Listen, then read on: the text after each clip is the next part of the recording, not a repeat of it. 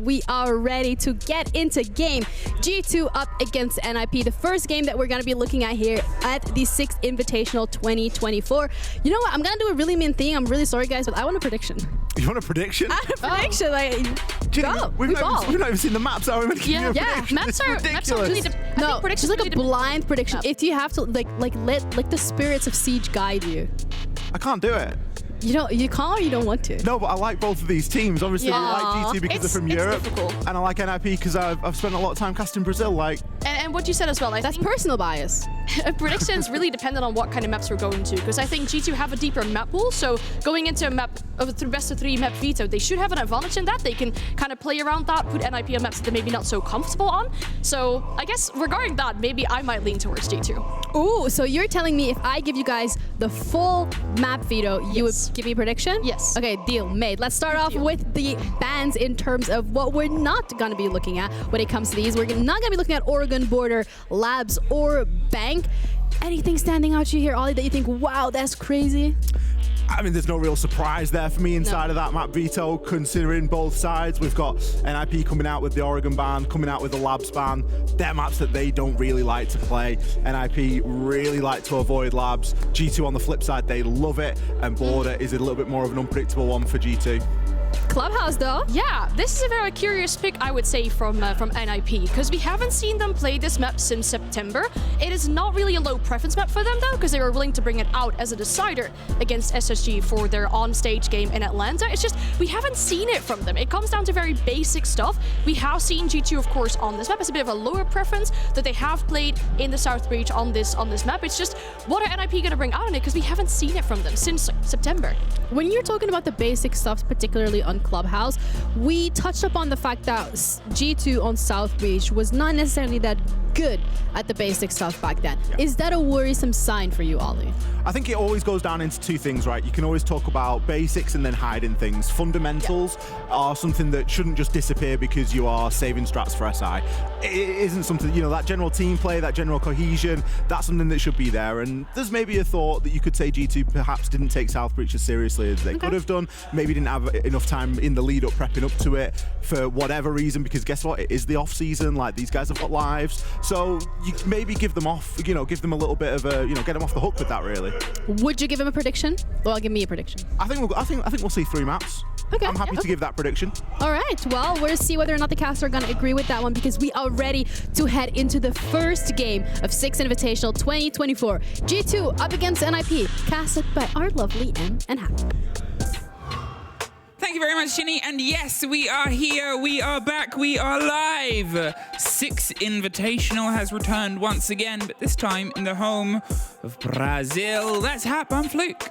It's going to be very exciting to see how these Brazilian teams will do on their home turf. For once, they didn't have to travel half the world. It was everybody else that had to come towards them. Come to Brazil. And as we get started, Clubhouse being the first map. We looked at that. Let's talk about this. Yeah, let's talk about this, because I'm going to, Analyst Desk, if you're listening, I'm sorry. I'm going to open up our beautiful friendship with an argument. I think this is bait, because it's not that NIP have a lower preference on it. G2 do not play it at tier 1. Yeah, they played it in South Breach. They had a very poor showing of it at Gamers 8. And then they haven't played it at any of the majors, any of the big performances when it's a high preference map. They've left it open as what is usually their first ban preference at any of the majors they've been at. NIP have fallen for the bait. G2, what are you cooking up here? Well, that's the thing, because I looked at it and I was a bit like, there must be a reason behind it. There's no way they make a mistake on day 1 in the first map ban phase and leave that open. So there has to be a reason there. G2, they must have kicked something up. And NIP, well, they've always felt a bit comfortable going there. Haven't really played the last 6 months, yeah, but they overall have a really good record over the years. So it's going to be a good start. Okay, we also are very lucky to be blessed by many of the big brains around us, and it's the beauty of SI. You're surrounded by very cool, very clever people, and you've also got occasionally people like Fresh, who you can go and be like, Fresh, What's your story here? What's your, huh? I'm saying he's not smart. He's not. We have smart people He's and we have beautiful. Fred. Goodbye to Barao. We'll talk about these bands probably in a second and the sort of spread of things onto Club. But one of the sort of conversations that has apparently gone on behind the scenes around G2, especially when they sort of brought in Uno, was to get themselves re-leveled on defaults. Bring themselves back towards a default game of Siege, because Siege is a game of two halves and two major play styles at this moment in time. You have the much talked about and aforementioned split theory, and then you also sort of have the old school style of Siege, the defaults, the takes, your approaches from Virtus Pro style takes, and this is a game where you've got NIP that are very good at the classical side of things, and the opposite end of this. All right, so as we get going, Crap Face in the meantime on the way. I mean, I'm living for the rumba. I'm living for the rumba that we're vibing around, but now it's business time. And here we go, G2 versus NIP, opening us up on stream. Now, if it's your first aside, there is 2 streams that are running parallel to each other because there's just so much Siege happening. Yeah, we do have to say, though, you will hear Tim. You will hear Tim. From now on. And occasionally, you might hear us slip through, but you will hear Tim, Ace of Pyrite. We're on the other side. He's in a different continent, and we can still hear each other. Now, when we talk about, and I know I briefly alluded to it before, but I'll go a little bit more in depth. The 2 styles, the slower one that NIP does is much more set up. They've actually struggled at the new idea of breaking things apart. You'll see them. It's not entirely a confidence thing, but they like to have the full control. This is where things might get shaken up. Look at how Alamau is trying to bite his way into this approach. They shake the tree and see what falls off the back. And when NIP gets shook, sometimes it can entirely take the wheels off an approach. No, for sure. And I think Clubhouse is one of those maps where defaults and fundamentals are really part of the play. So maybe the slower kind of game style from NIP is actually working out for them here. Usually they have to warm up and really get into a tournament, but having a map like this to start off on might actually be quite beneficial, as Doki gets the very first kill onto Psycho, opens it up and takes down the IQ. This is entirely it. So, split theory, the other end that you'll hear broken down, picked up and reevaluated every single time. A very layman's approach is look for opportunities all across the map and see what you can take. G2 love it. They thrive in it. They try to be the sort of propagation of the motion of it in the meta as well. They want to be the first step. Doki cannot decide if he wants to be in front of or behind this mirror window, or because of this. Hey, who did Doki kill in this position? It was an IQ. I was actually going to be mentioning that. He's trying to stop those drones from finding those cameras as well. And with the IQ gone now, the information game heavily in favor of G2, and that allows them to just pop up every now and then, take those fights and try and put themselves in the advantage right here. Now they're looking to open up on the hatch, but there it is. The claws are coming out and Benja's making sure that hatch stays shut. Going to try and do it via, you know, the soft flooring next to it. It is possible with Exkyros. You just need to be really precise. And that's not what he's trying to do. Yeah, he's trying to get the claw. He's getting the claw. He's baiting the claw there as Doki baits another player. That's twice. He is using that single camera on that stairs and biting in. An unfun fact, can't find the third as he's finally put down by Cons, but 40 seconds left here. And this is when we highlight this slower approach, a bit of a panic shot. And the unfun fact is NIP, both majors they've been at, they've lost their opening game. They struggle to get into tournaments. They've struggled to get into the first round of this so far, and it's a much longer series. A best of 3 they'll be playing through. We have a lot of Siege in this showdown ahead of us, but G2, they're making sure they're just as uncomfortable here on their home territory as they've been in NA and in EU. With the Deagle to finish it off there for Virtue, a bit of a style point early on, and I mean, this is something we know from G2. They like to play that mental game. They need to find that momentum and really bring that going. And, you know, if you have such a dominant first round, why not try and go for a bit of style points in the end there? Important to mention, though, the camera gameplay that we saw from G2 early, those Valkyrie cams, absolutely crucial. Taking down the IQ before they could actually take out any of those cameras, even more so, because then they can just keep bouncing on the information they get and basically always have a bit of a leg up. Doki. There's no drones ahead of them either. And Benja finding this kill, by the way, it was such a shame because he just walks in, he checks it, and at the moment he registers the player, flicks off, and then realizes, there was someone out there. That I mean, the mistake. IQ going down in the first sort of bait there against the Valkyrie that's playing aggressive, it doesn't spell great. Then you get the Hibana swinging with 40 seconds left. Missing the X-Kairos is the sign of, we're under a bit more pressure than we wanted to be at this.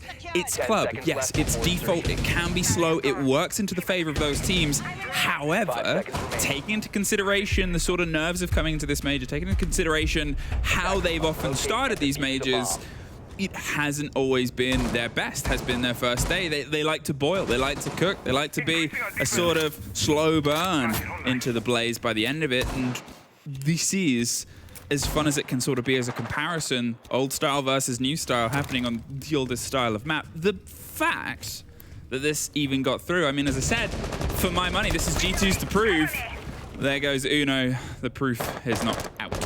A different kind of game that we're seeing for this second round. Of course, we're no longer in the basement. It takes a lot of time to set yourself up for it. We're now finding ourselves upstairs. And I feel that if you're looking at the setup here, we have two architects coming in Mira and Azami, two very prevalent operators that we're still seeing to this day, especially Mira, for example, really making it hard on the attacker, trying to slow it down as much as they can. Of course, Subaru has been banned. We promised we'd come back to it later. We did. I was just about to say I forgot to come back to it later. Look at Doki. Doki, what are you doing?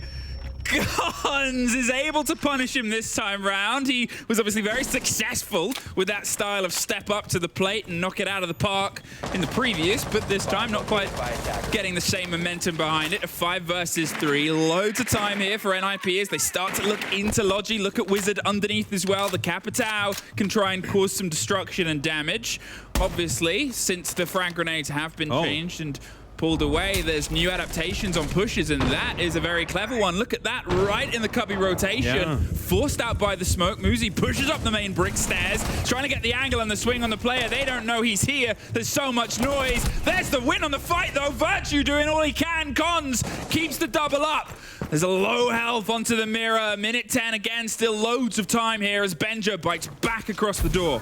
Have some important rotations though, but the fire now is going to be stopping Benja from stopping this plant from happening as Gonza's getting himself in behind the weight. Is there a rotation downstairs? Yes, there is. Virtue with the C4. The drop comes through. The diffuser's now on the bottom floor though, and that means that Benja can hold on to the main stairs with Pino being down in this 1v1 situation. G2 might still turn it around. Flashbangs are coming through. Cons knows around his position, but he's not able to connect the shots. Boy wonder Benja was the driving force behind them winning their last SI, and here he is opening up the round with some huge play against Cons, who's fighting in his first ever SI2. Over the sides! And it's Benja that gets the double and the lockout. But these are the kind of rounds you want to see from our lobby in this tournament that will have the highest amount of SI champion hammer holders going head to head. 7 out of the 10 players, was it, have raised this hammer 7 before? out of the 10. And with that, it is going to be a very heavy matchup to come through. And I was going to say, okay, Uno drops first. Happens. It was a bang to come through. Maybe he was trying to go for a spawn peak. Those things happen. Oh, look at that. Just the kill from Benja onto the highway there, quickly rotating back. But Doki going aggressive as soon as the wall was open up. It's like, there's no drone. I can try. Missed his shots. After that, G2 finds himself in a, poor position. And I have to say, the C4 being tossed up to try and find the diffuser, you lost the gunfight. But what happened? The person with the diffuser is now down on the ground floor. Down on the ground floor. What does Benja need to do? Hold the stairs. They got the down on the other player as well. Obviously, they're sort of playing with the information there. Fantastic round from Benja. And as I said, if you, if you've gotten into Siege throughout the year, if you didn't watch SI last year, Benja was the MVP. Benja was the best player in a tournament where he'd only been with the team. It was about a month and a half as a young prodigy coming into what is a very high pressure environment, what is a very high pressure team and sort of organization with a lot of heft behind it. And now you see him start to spark early on, and it makes it very exciting. Pino on the Ying. He might not know how close he is to a potential fight here into Strip, but it's Benja actually that Well, gets caught out by Psycho. Once again, Psycho able to get the entry over the past 2 rounds. A little bit of damage done towards him, though, and they're still afraid of a potential run out to come through. Now, this is CCTV. This is known as the worst side to defend nowadays. It used to be one of the best, but because it has been so, tested and tried upon by any single team, everybody knows how to attack it nowadays. If you think of a step-by-step plan on how to attack a site, this is the site that comes to your mind in what is probably one of the most default takes you'll ever see. It starts with opening up the ball, starts with then getting that garage, or if you're going from the opposite side of things, you're making sure that you get construction control.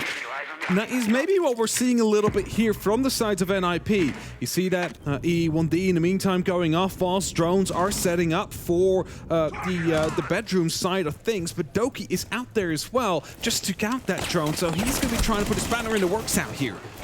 They're exploring the map, exploring the space, putting pressure as far out as I can. As I said, they will try to. You count the amount of times you can shake NIP's approach. You see if you can make them feel uncomfortable. That's why they're going for these bikes, these peaks, these early plays, because NIP, if you let them set up, will demolish whatever you've got on the back line. You've got to make them uncomfortable here on the approach. They're going for the rotate down towards the bottom of Garage. Virtue, he might not just know every angle that's being shot at him right now. I mean, there's also a lack of heart breach, right? So they really just have to go for this as he jumps down. Again, a bit of an over-aggressive play from G2 after they were man down, losing it again. And yes, fire was coming down. Yeah, I don't think he had a choice. But it's like you still have so many panels to hide behind. It's like jumping down is basically a guaranteed death at that point. I think he was sort of like, I can die this way, or I can die this way. But this way, I might get a kill. It's throwing yourself out a back window. There's Uno. Oh, if he had stayed crouched, he might have been able to get himself out of there. A very, very quick take back, but look at the time. They have a big man advantage, but there's still 2 players to get rid of inside. Doki is the solace. If they get underneath, there's a lot of soft there. There's the first fight. It goes into the favor of Alamau. 2 versus 3, 15 seconds. The Echo drone is quick swap to it. Wizard into the default plant spot with Doki getting one more. He's underneath, rotating his way up towards the top of red. They're going to swing this together, the 2 versus 2, as they get back up, but now it's a 2 versus 1. There's the swing from Doki! And G2, your reigning SI champions, are 3-0 on their opening game. And that's the second round in a row right now where it was a 5-3 advantage for NIP, which they weren't able to convert into a round win. G2 showing that resilience out there, the ability to come back by team play as well. So well done for them, 3-0 up. And again, we were looking at Clubhouse and we're like, there's a reason why G2 left this open. They expected NIP to pick this if they were going forward. Actually, timeout to be called right now as you see the coach, starting to talk as well. 45 seconds is what they have to try and get things together. And I can only assume that NIP is going to have a discussion right now. We really need to convert these 5v3s. I mean, we have a 2-minute advantage. They need to have more of a discussion. This is their map pick. As I said, this was the sort of, hey, it's G2 going, oops, we've left Clubhouse open. Why have we done this? Why is Clubhouse open? Oops. Oopsie. Oops. Did not expect that to happen. And, they have a game. And yeah, NIP, it's not a sort of large preference map from them. It's not one of their top-end ones that they throw themselves into. They've had a little bit more success on it. They've picked it a couple times. They've not played it as much, and they've not banned it as much. Whereas, it's sort of a first or a second ban preference. It's something that G2 will always remove. I almost got my predictions of maps entirely right. The only swap was Border. I assumed Border would be NIP's map because G2 would leave it and ban out Club. And lo and behold, here we are. The opposite. Now, it is a tech pause that we are headed into after the tech. You actually see the officials working. Hard at work. Just quickly doing out some swaps or some changes that need to be done to get everything going again. It sometimes amazes me how quickly they can, change all that stuff, figure out what the issue is. Sometimes you see, entire PC changes and, that is a good response to Psycho. I don't know if there was a drone on him that realized that, something like that was going on, or... Did he know? Oh, he was already aimed towards the spot they expected to play, but this is the sort of meat of it. As you said, you get yourself into a 5 versus 3. you get and not being able to lock it down is bad. You get it into it when you have a minute on the clock, and you're attacking a sort of default. Whether you have hard breach or not, you can still formulate takes with trades. I agree, but I'm also going to say if they had hard breach, it would have been a different take, and it would have come in from balcony and from garage whilst having someone on highway, but now there was no hard breach. So what did they have to do? They had to enter from all different kinds of spots, which Alamau could just hold off from that one position and basically stall for a while. So yes, they should be able to transition it. However, because they didn't have hard breach, it was easier for G2 to hold off on it. Do you know what they did have? What did they have? A Ying. Yes. Do you know what that Ying did? Not use Candelas. Nothing. I think that's the sort of sticky position. That's the warm-up time we talk about with NIP as a team is there's plays, there's ideas that if they have that lineup on day 2 or day 3, you'll see them almost bring something a little bit different, a little bit sharper, which is maybe what's the by-the-books run. The core of NIP are hammer holders. 3 of them have been able to get it lofted above their heads a couple years ago, and then they didn't make the following SI. They did not get themselves back on the back-to-back. And now here they are, sort of stepping into the fight with 2 new players that have never touched that hammer before, of Wizard and Cons. And where their entry statistic can be fantastic, they don't really follow it up with a lot of meat a lot of the time. No. And then that's always that age-old conversation, right? Great if you get the entry, but you need to follow it through. You need to convert it into more and a round win. And that's kind of where you need to play that trading game. You need. Oh, Benja's typing easy on the wall. I don't know if you saw that. SMG 11 there. So it seems like they're already figuring out that they've won this game. Is this the famous last word? This could be a famous last word. I mean, it's a confidence. You look at the spread of the team, but also you look at 2 of those rounds, big clutch bites. One of them by Benja, pretty much solely. Then he's the first bodygun in the next round, but Doki and Alamau are able to sort of batten down the hatches and hold on. It's the power of G2's roster, but also it can be the flaw of G2's roster. And it's not that NIP are a team that will be shaken by the mind game. If you haven't watched the documentary that was made around Atlanta and the team playing through them, it's fantastic. Do give it a watch at some point. But G2 are one of those teams where they say, we are the best at mental warfare, we are the bad guys. And it doesn't always work. No, sometimes it comes back to bite them a little bit. Yeah, there's nothing, you know, superhero films are the most popular. People love it when the good guys beat the bad guys. Yeah. If you frame yourself as the bad guys, it can give the good guys more energy. Captain America will pick up that hammer and go to town, you know? Spoiler alert. In this case. Sorry. Captain...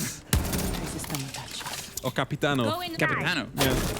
Either way, it is top floor clear, working their way down right now. Doki still finds himself in the freezer. Yeah, he's holding on, and there's a minute 30. Now, there is an IQ on the board again, and if he uses the Solus scanner, they should be aware of his position, but as Alamau finds the kill on Tapino, that might actually distract the attention away as Virtue finds Musi as well through the hatch that was just opened up. And this just makes Doki's position more powerful. He's sitting, he's waiting. He might have actually been frozen to the spot at this point. Psycho's running around. They've got to try and fill the sort of gaps. You lose your Ying, and I said they didn't use the Candelas that last round. They can't use them this round. If you're going for this hatch drop, if you're going for this pressure, you can't do much of it. Look at how G2, with those 2 bodies, reinforced Church Wall, relocked it back up.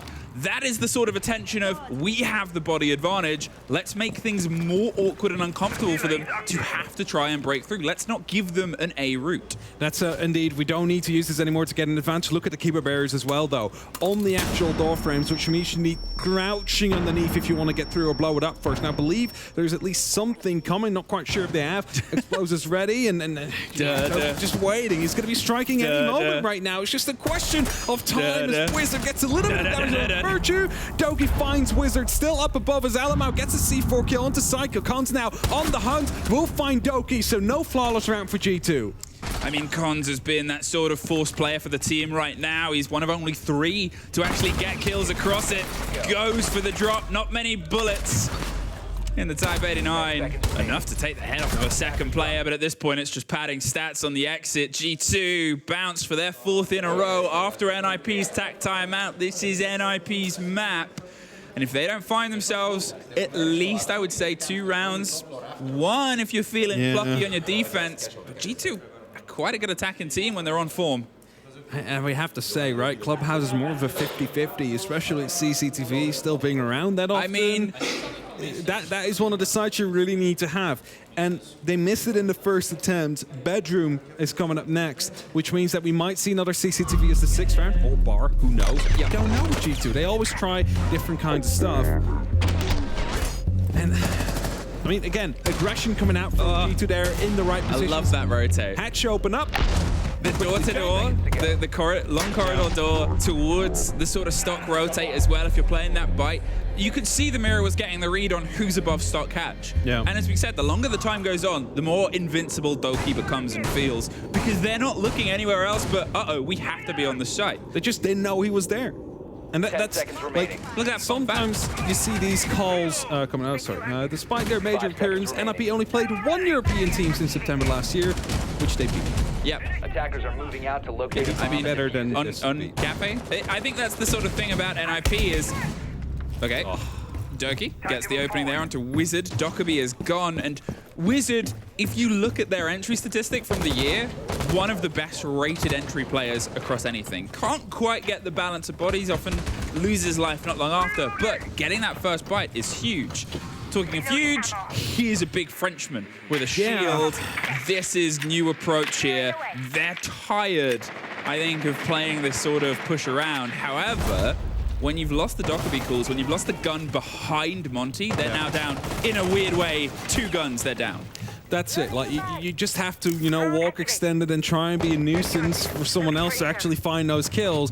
But also, usually Monty's a bit of a crutch. Things are not going the way we want to. We need to be able to shepherd out these players more efficiently, and that should bring that Monty. And Psycho now leading the charge, but there is still players downstairs that NIP need to be aware of. That's also the change. This is fear. That roster on the right-hand side, you look at that and go, they are a bit terrified because they've also got the Nomad. Muzi, huge player, one of the smartest, quickest brains that we've seen in clutch situations especially, and he's now on the I've got to watch our backs. It's another gun taken out of the push and the pressure, more time taken away. They're impact tricking and juggling and playing against the break. The flash is over the top to stop the impact, but with all of this utility dumped here onto the first entrance, they just step back.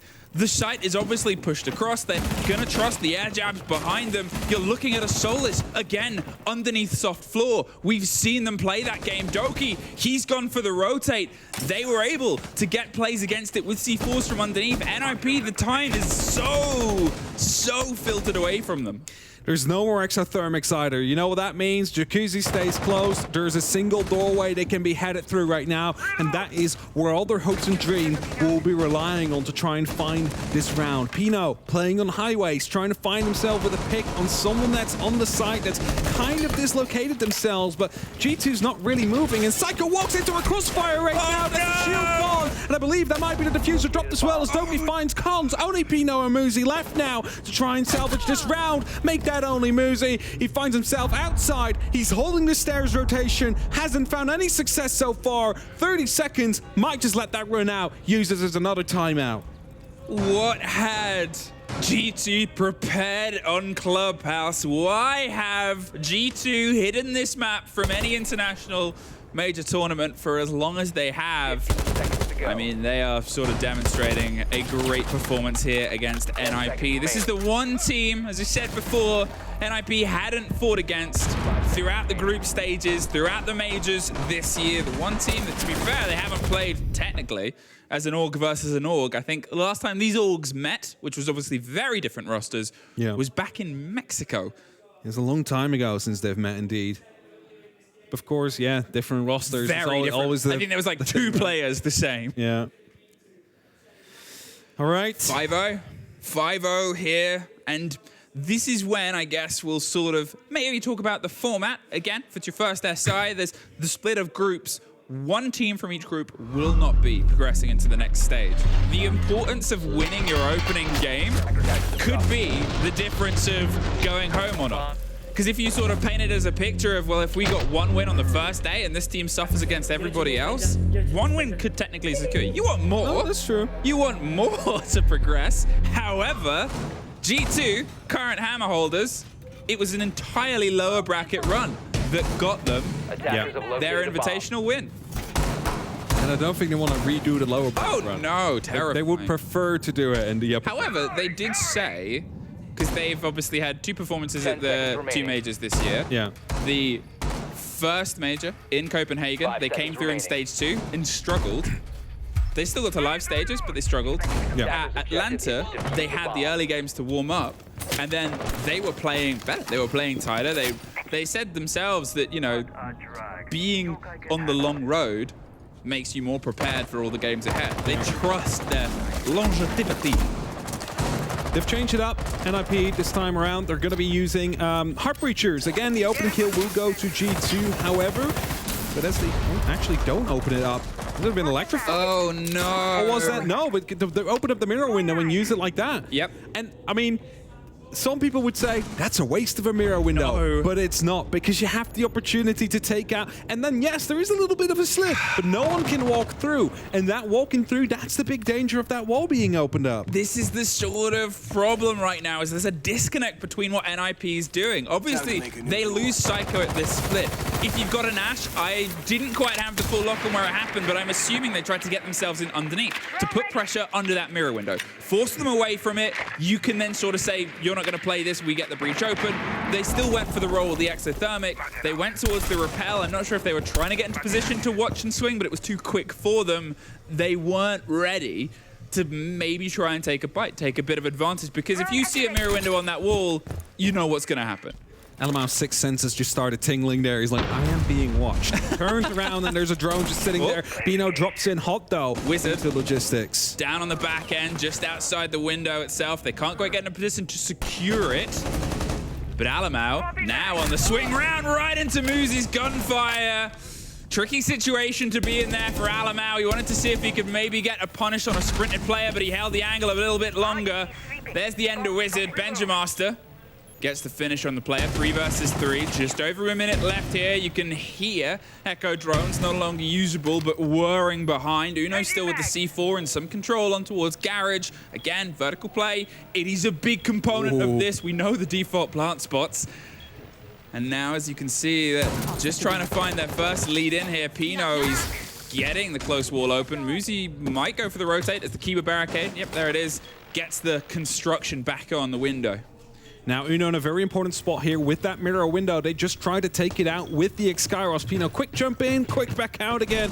But those Exkyros have been taken care of. And as long as Virtue plays below, there's also no pressure coming in from the red stairs. So that is definitely something they're trying to do. But Virtue gets taken down. And now an advantage here for NIP. They're trying to take out the actual staircase player here. C4 comes in. Will actually get the kill before the gunfight comes through. Muzi up to the garage stairs as Pino will find the kill into red. Pino gets onto Uno. Muzi has gone down. It's a 1 versus 1. And Benja's been in this situation before. How did it end? With a Benja round. How did it end? With a Benja round. And a G2 half. 6 in a row on NIP's opening map. And things are looking very shaky for the home crowd team. For a second, it felt like they, you know, okay, realized. It felt like Muzi. It felt like Muzi had it covered there. I mean, you know, the operator selection, Heartbreachers there. Shows you, okay, they want to go for a default. The mirror window out there really threw the spanner in the works, really made sure that, okay, well, I mean, we're going to try, but we can't really guarantee that this wall will be opened up. And thus the mirror window pops, they shoot out the exothermic, and boom, wall stays shut. They have to go for plan B. And Muzi gets 2 great kills. Again, right call from Alamau to try and go for a refrag in that situation. A lot of these runouts that we see early on seem to be in the entries. There it was. As I said, you know, what Alamau was doing there was hoping, okay, they got that kill. Maybe they'll try and move on to the pickup. There, Benja with the long watch. And the longer watch swung around close, took the fight, put the pressure onto them. Fucking go, Benja! Sorry, you put a Scotsman on a camera, you know what you're going to get. 5 seconds to go. Right, we're starting off in the bedroom here. 6-0. There was a little bit of a change of the roster here.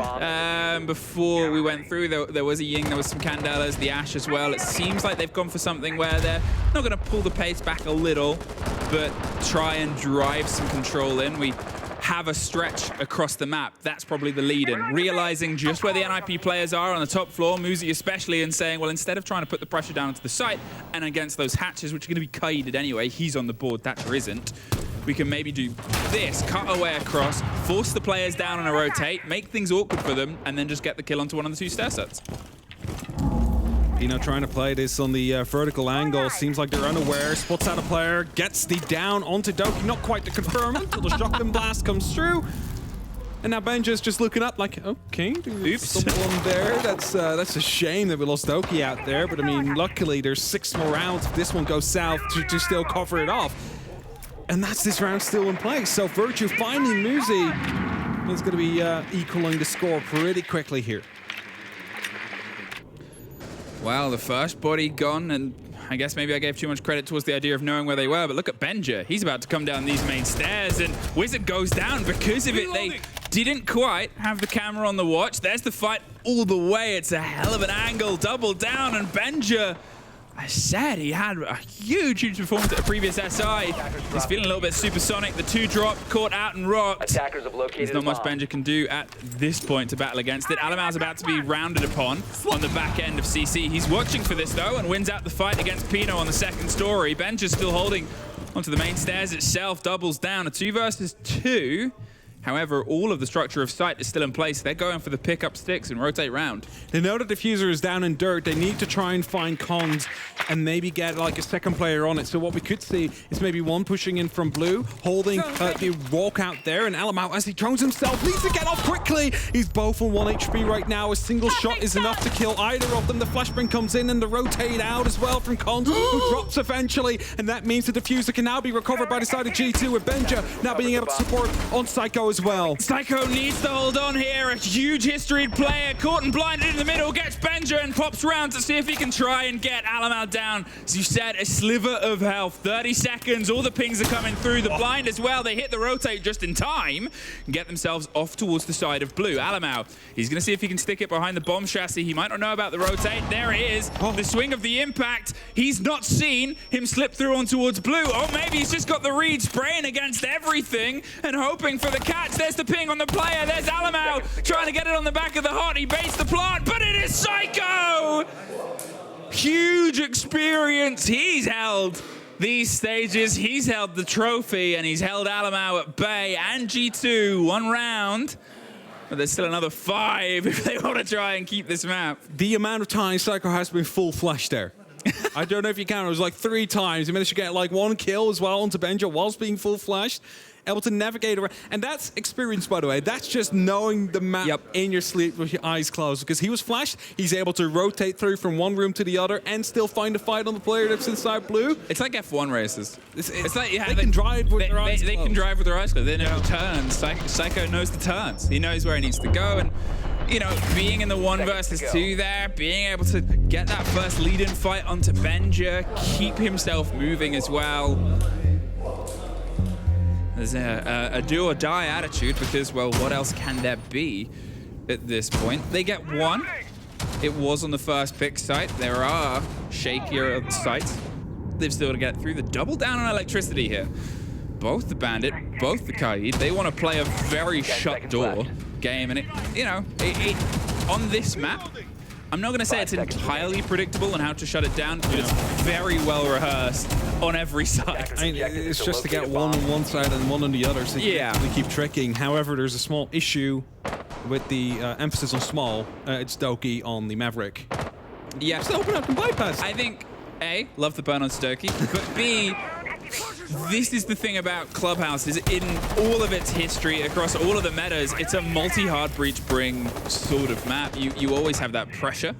Psycho, they've been in a consistent back and forth with that entry statistic. It's in the positive for them this time. They're still working on the sort of back end before, and there's the Maverick getting the burn through that wall.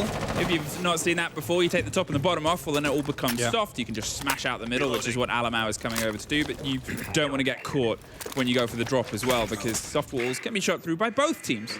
You'll be thrilled to know. It is still a wall, it's just not a bulletproof. Ooh, do they know of the player on red? No, they don't know, but they do know about the player that's inside the cannon. That might actually be a bit of a bait coming through. Yeah, if he just swings this without the knowledge on the player onto red, I mean, we've seen a bit of punishment before. They've got the shield, they've got to rotate as well, and this is just to sort of hold them at bay. They could fall in down to the right-hand side. The drone at the bottom, the pressure on the shield. They're watching now for the rotate. The buck over the top, the spray through. The pressure's going to come up the stairs as well, but it's an awkward fight to take. They're sort of hoping they can just get that shut down. They duck as Pino's able to get Doki in the split. Virtue's swing in the corner and gets the Kaid, but doesn't quite get the Backo. It's back and forth, though. A little bit crazy. A 2 versus 2, technically. Pino is in a very dangerous position, so they're not going to be able to get him picked up in time. But once again, with just around a minute left here, you've got a 2 versus 2.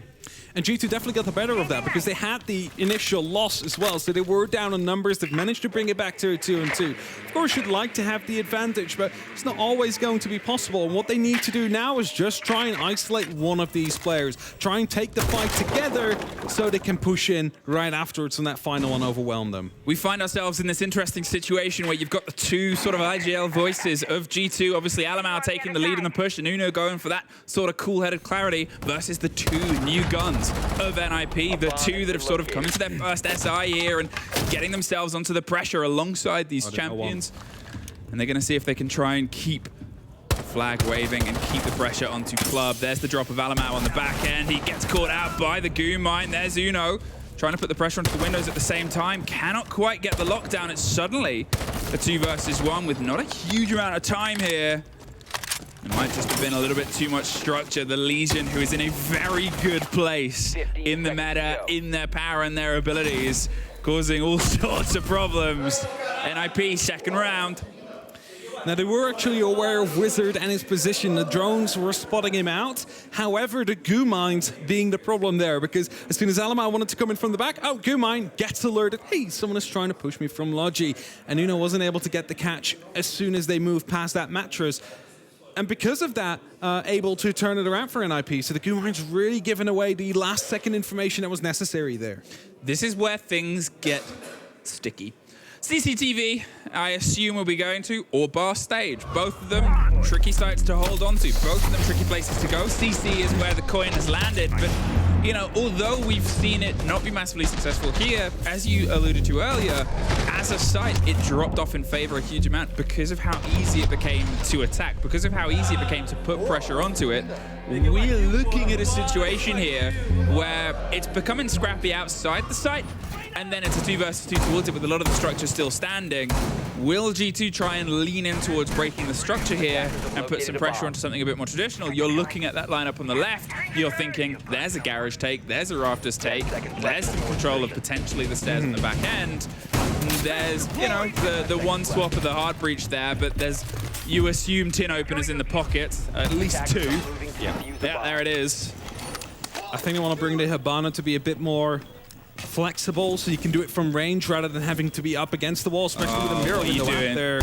What are you going for here, Cons? I'm taking them out. Just an early opening. Might have actually wanted to go for a fight, but realized he opened it. He was looking to it. It's like, I'm not going to do it because he just backed off. He was looking to it. Doki, as I said, this is the Ash roll that we didn't quite see the death of before, but you often get them popped in underneath. With that being opened, it changes the game a little. And he's still just trying to get a comfortable watch here. You can see there's a bit of the shuffle around. The whole team is getting the rotate. This is that split theory take where you're sort of probing for the weakness, probing for the holes. The Grim is now going towards that back line and the Gunner Benjo. Wizards swinging one side of a mirror window. Psycho's holding on to the other.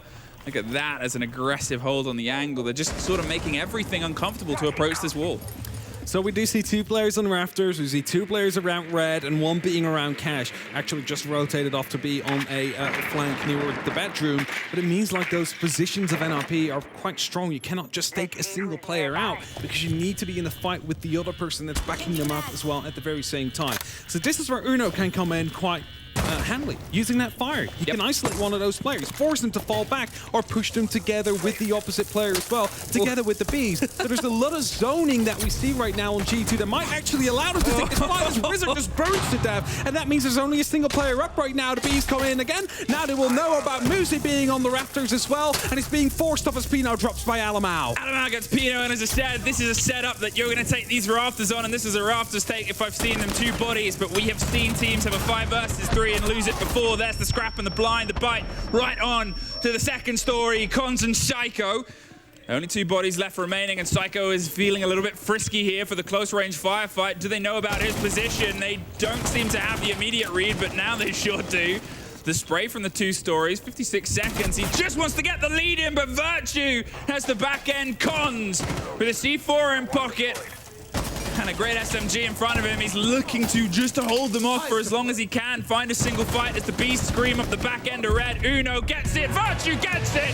And G2, a little bit of a shake at the second, but they did a huge amount of work, enough to secure themselves the playback through and secure themselves the first map in this series as best of 3. And it was NIP's pick. It was a very comfortable win for G2, and of course some of the rounds were closer than, you know, they might have seemed if you look at the scoreline now, because we had 2 5v3 situations in favor of NIP. But G2 showing that tenacity, showing the ability to work back and get together to bring those, you know, rounds where you're on a small disadvantage back into their own favor. And as a result, they find themselves with that map 1 victory, the one that we were thinking of. Why are you picking this, G2? Why? You must have been cooking something up. And that's that sort of split as well, because you look at where we're going next. We're going to Skyscraper. NIP can play a Skyscraper. For some people's books, G2 play the best Skyscraper. When we'll get there? After a quick break, we'll be back.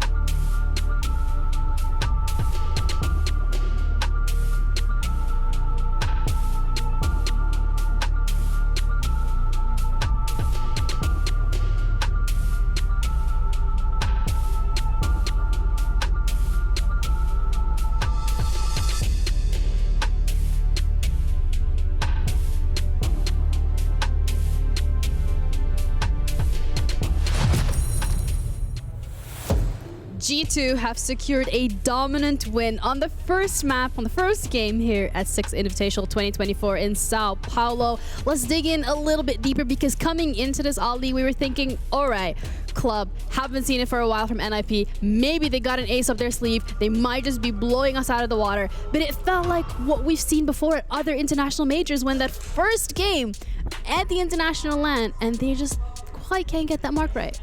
It's this very slow start, isn't it? You know, you look at that from NIP and you think, ooh, I would have liked a little bit more. I think if you're going to bring a map that you haven't played in a very long time to the table, you're going to want a little bit better than a 7-2. For sure. It was a very dominant start from G2. Seeing the players' stats on the screen right now as well. These individual performances, I mean, we can talk about, for example... 10-3! Yeah, that's really, really impressive as well. But one thing I would like to mention as well, if you throw it back to last year's aside, the one that G2 won, don't get a great start on that first game against Koi, I think it was. I think he went 13-4 or something on Villa. He was a really big asset for his team this time around as well. Certainly in the first couple of defensive rounds, I think that's where G2 really got off to a flying start. Sure, they're starting off on defense. We know that deep down, this is likely going to be quite a defender-sided SI. The numbers suggest that that's what we're going to be looking to. Puts more pressure on the attack. Doesn't mean it's impossible, but it means that you've got to be very focused on those attacking rounds. Doki on the opening kill in particular for me in the first couple of rounds was fantastic. Yeah, and that focus on these defensive rounds as well from G2 was absolutely phenomenal. We were looking at the way that they were just cornering NIP time and time again, and the drones were not really giving them what they wanted to. I think that they got really hamstrung on those drones. You know, we talk about this. We talk about Two-Brow being an operator that's been introduced. Obviously, Two-Brow doesn't really have much bearing on drones, but what it does do is it removes a ban, and more importantly, it removes a ban then that you can use to exploit other operators on the defense. And what did we see Doki playing a lot of? We saw him play a lot of Solace. And I think the following effect with that, right, if you have that Solace, if you can kind of make those attackers blind, whereas they don't have the information, you can put so much pressure on them. Yeah. That's what we saw Doki do. He rotated from like the kitchen hallway to stock to really flank these players and push them in their backs, not knowing what's going on because you're blind and you have no information. Yeah, it wasn't just the proactivity that we were seeing from G2 as well, it was also NIP every now and then getting close to where they would want to be, but not having a chance to be able to actually play off of that and just start snowballing. Round 2 particularly, and something you wanted to highlight was really encompassed that very well. Yeah, round 2 is a really good example of where NIP had decent starts. This is something that they did that I really liked. Wizard used a bullet hole to make sure that he could fire a Capitao bolt up towards the cash stash area around the Logi hatch. So there's a player playing there with that mirror window. They create space for themselves by using this. You see the players moving up the main stairs. They create that player advantage for themselves, get that control over Logi, and you'd say, oh, that's looking great, right, for NIP. They should be able to close the round with this. They've got such a pivotal part of the map. They got that control, they got the advantage, and then they lose these rounds. And that's something that we've seen happening to NIP in this specific game a lot. They create openings, they get the entry. I think Psycho got 2 entries in round 3 and round 4 or something, and they can't close out these rounds. Whereas if you look at G2's attacks, they're doing exactly what we wanted to see from NIP. Yeah. That garage stake that did it in the final round, where they have these players refrag each other on the rafters of Clubhouse, where they're using Grimbees, for example. They're using multiple people looking up at rafters to make sure you don't lose that player advantage. That's how you're going to win out your attacking rounds against a team like NIP. And when we're looking at NIP, something particular that we said coming into this is like they are usually having these slow starts, not just when it comes to a tournament, but also when it comes to their gameplay, to that mid-round adaptation. And we had high hopes considering that we haven't seen them for a while, Ollie, but it felt like it was the same NIP that we've seen back in Atlanta.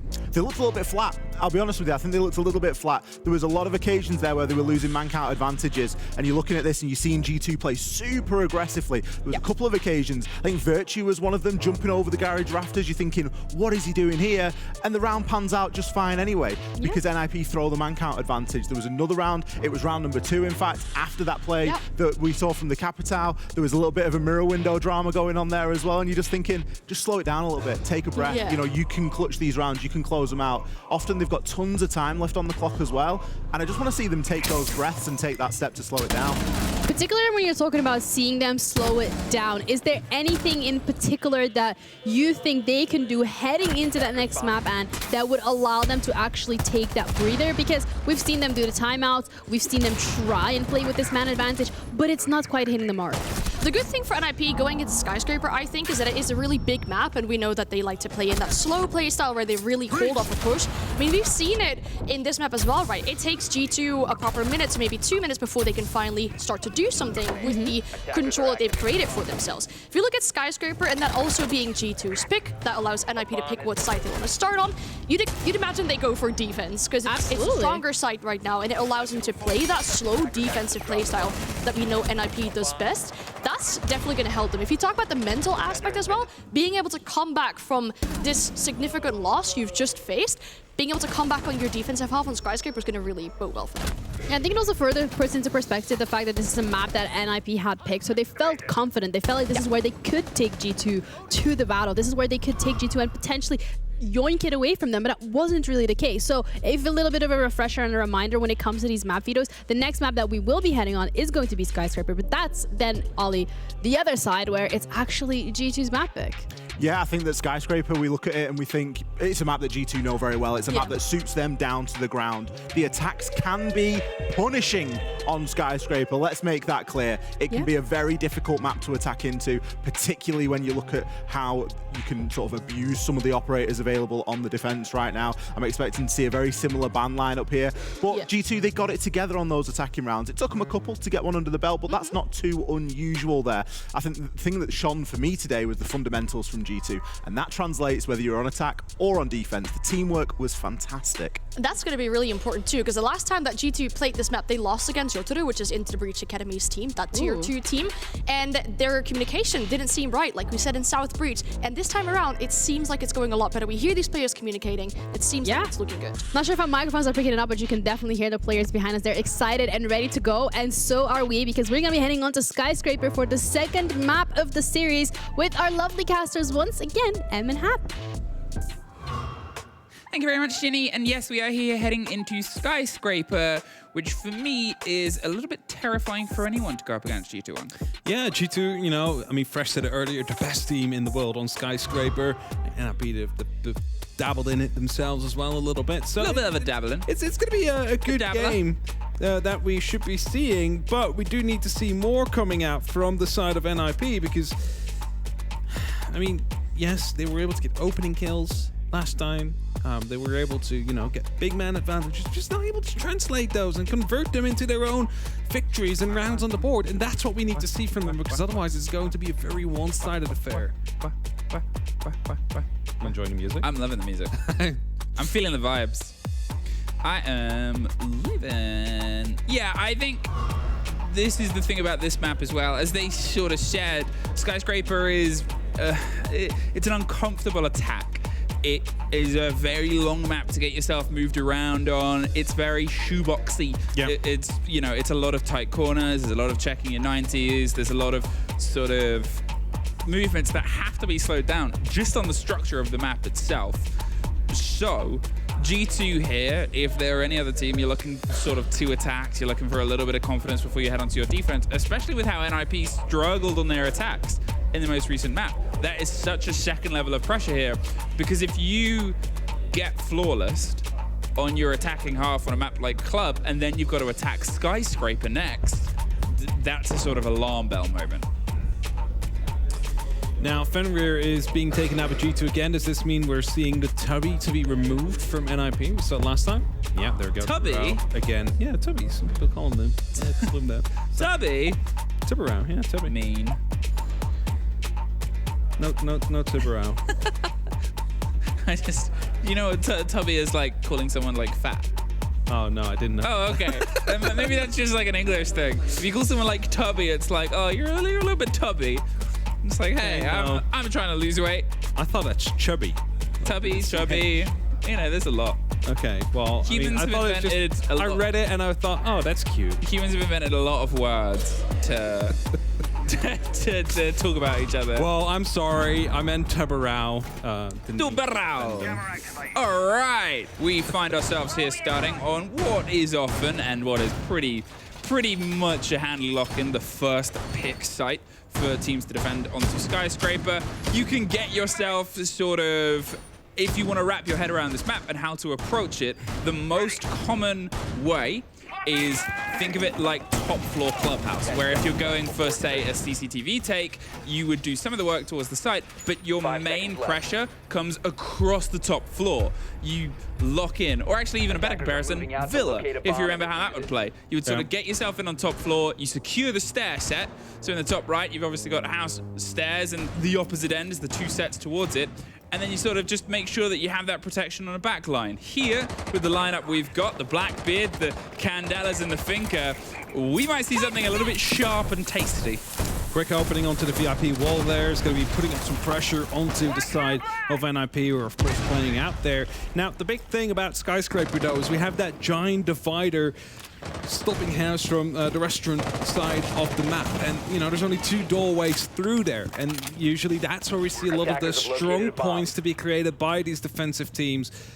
Question is, will NIP play the same like that, or are they more fluid? Because we already see quite some pressure coming through the side with Candelas coming up right as Doki moves right through the actual barbed wire. Oh, looks for the fight and wins it, covered by the audio. Benj is able to get one, and as I said, it's going to be short, start, and sharp and sweet.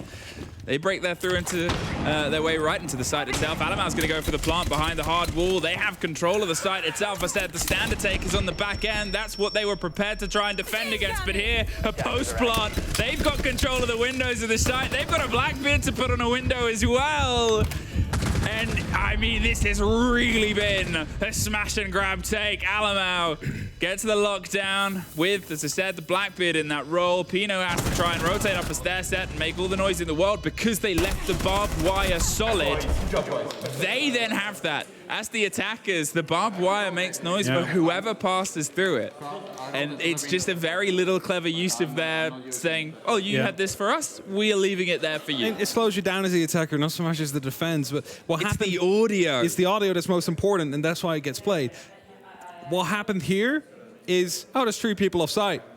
Smash and grab. You know what that means? Oh, we're ready anyway. Let's just go. They spot an opportunity. They instantly go for it. And this is some kind of playstyle siege that I haven't really seen as much as I'd like, where, you know, sometimes there is just a lot of roaming going on the opposite side of the map. However, there's only 2 doorways to get back to this side of the map. So what do? You see the opportunity to just grab it with 5, and you manage to get yourself in a big advantage out there. So I really like the call that's made by G2 there. The play, as well as I said, the staircases are the pressure points of this map. The sort of 2-pronged attack there. Well, I say 3-pronged attack because they had the Blackbeard on the window of the site itself, ready to hold off. They then had Benja pushing up the restaurant stairs, the main stairs, and you had black stairs covered by Doki. It was a very, very good play. Stats, 7 of the 10 players in the lobby have lifted the SI hammer. This will be the highest percentage of SI winners in a single lobby throughout potentially the whole tournament. Yeah. If these 2 teams meeting each other, this is where champions are made. Or have been made. Or have been made. Taking point, get behind me. Now, I don't hear Blackbeard's voice lines often. Benj is going to be playing that. That shield is an advantage, but also a bit of a disadvantage, because as soon as you start swinging, you see that shield before you see the player itself. So you can take that out before you hit the player. Flashbang's coming through. Benja still trying to hold off, and because it is such a tight angle, he's wanting to have that little bit of extra protection to his face. Doki still on the Ying, still trying to find their way up the back end. There is a very tight angle being held there by Cons, but he doesn't quite get the reward out of it. Instead, he gets the, hey, there's a Monty now. Yeah. Has to play against it. There is a bit of a rotation coming underneath, I believe. I'm not quite sure on where the pressure is coming through, but they're trying to offer some support towards Wizard, who is going to be battling himself, and it's Virtue that is forcing the player away. The floor-bound keeper barrier, as he said.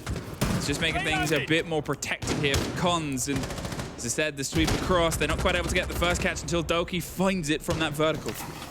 Yeah, the keeper barrier allowed Wizard to stay alive a little bit longer as the C4 gets tossed out, not really exploded. Now they'll start to move through. They know about 2 players being out here. Cons gets down from below, and really G2 is just completely annihilating any given single bit from NIP, as it's only up to Muzi now.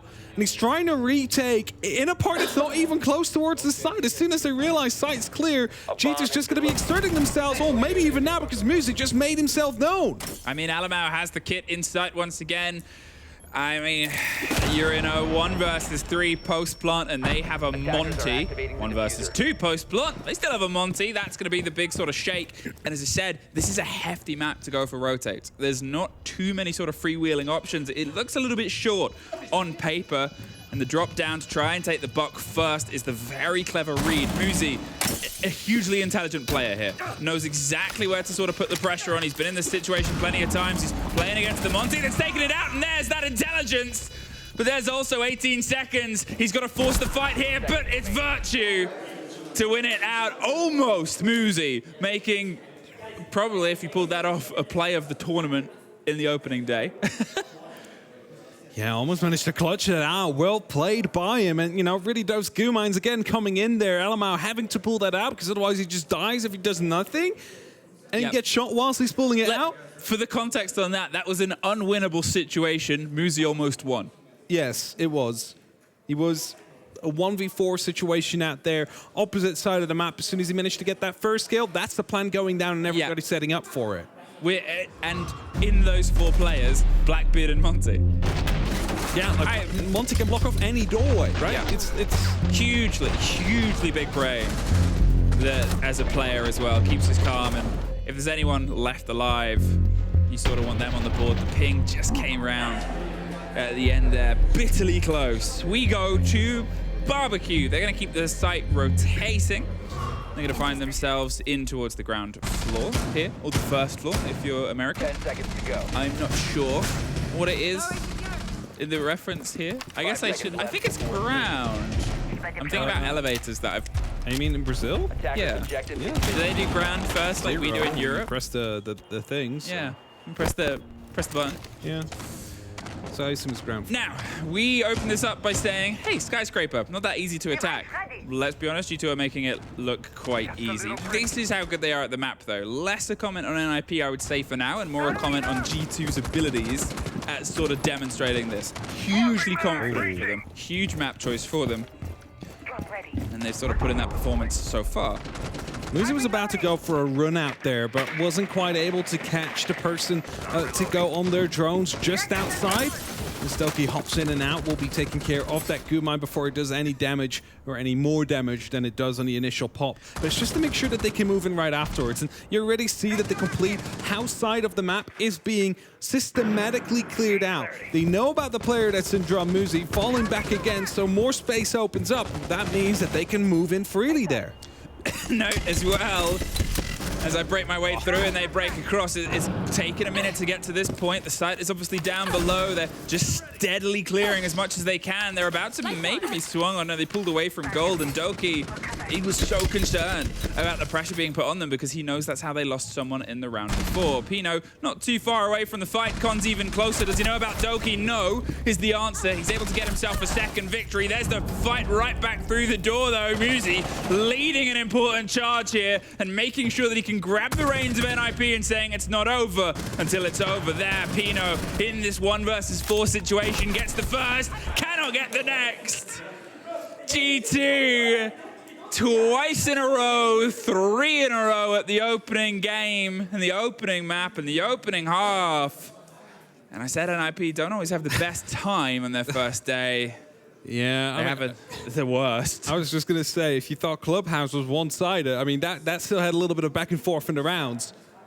If it wasn't for the Muzi clutch that we almost saw happen out there, there would be barely any kills. There would be 1 kill, maybe 2. The worry, Hap. Yeah. They still have to attack.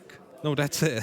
That's why they're going to be a bit slower. That at this point is sort of, as I said, 2 rounds for a lot of teams on Skyscraper Attack is like good and confident. And as you can see, NIP taking their time out both times. It's an intense reflection of the first map here. 3 rounds lost. Take the time out. See if they can work things together. And I mean, you have to just give it here to G2. They played a great hidden game on Clubhouse. They sort of demonstrated a power there, and now they're sort of playing a strong game, one that they've said, we are a Skyscraper team. Try and fight us here. Yeah.